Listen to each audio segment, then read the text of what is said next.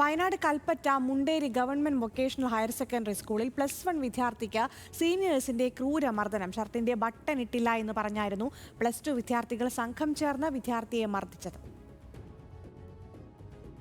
സ്കൂളിൽ ഉച്ചയ്ക്ക് ചോറ് കഴിച്ചിട്ട് ഇതേപോലെ ഇറങ്ങുമായിരുന്നു. കൂട്ടുകാരന്മാരെല്ലാവരും ഉണ്ടായിരുന്നു. അപ്പോൾ അവൻ കൂടെ അങ്ങനെ ഇറങ്ങിയപ്പോൾ അവൻ കോളർ ബട്ടൺ ഇട്ടിട്ടുണ്ടായിരുന്നു.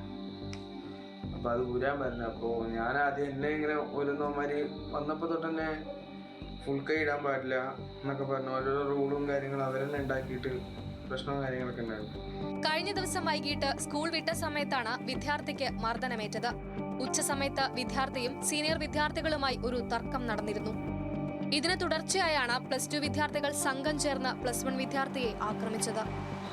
അവിടെ കല്ലും കൊണ്ടൊക്കെ തലക്കിട്ടടിച്ച് ഇതാണ്. അപ്പോൾ സ്കൂളായിട്ട് അവർ പറഞ്ഞു ഹോസ്പിറ്റലിലോട്ട് പോയി കംപ്ലൈൻറ്റ് കൊടുക്കാൻ വേണ്ടി പറഞ്ഞു. എനിക്കിപ്പോൾ തലയ്ക്ക് ഇതുണ്ട്, നല്ല വേദനയും കാര്യങ്ങളുണ്ട്. CT സ്കാനും കാര്യങ്ങളൊക്കെ എടുക്കാൻ പറഞ്ഞു. എന്നെ കണ്ണിന് ചെറിയൊരു മുറിവുണ്ട്.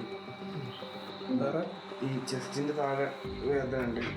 മേൽ ശരീരം പുറമൊക്കെ നല്ലൊക്കെ വേദന എടുക്കുന്നുണ്ട്. മർദ്ദനത്തിൽ വിദ്യാർത്ഥിയുടെ തലയ്ക്കും കണ്ണിനും പരിക്കേറ്റു. പരിക്കേറ്റ വിദ്യാർത്ഥിയെ ആദ്യം കൽപ്പറ്റ ഗവൺമെന്റ് ഹോസ്പിറ്റലിലും പിന്നീട് വിദഗ്ധ പരിശോധനയ്ക്കായി മാനന്തവാടി മെഡിക്കൽ കോളേജിലേക്കും മാറ്റി. വിദ്യാർത്ഥി സ്കൂൾ അധികൃതർക്ക് പരാതി നൽകിയിട്ടുണ്ട്.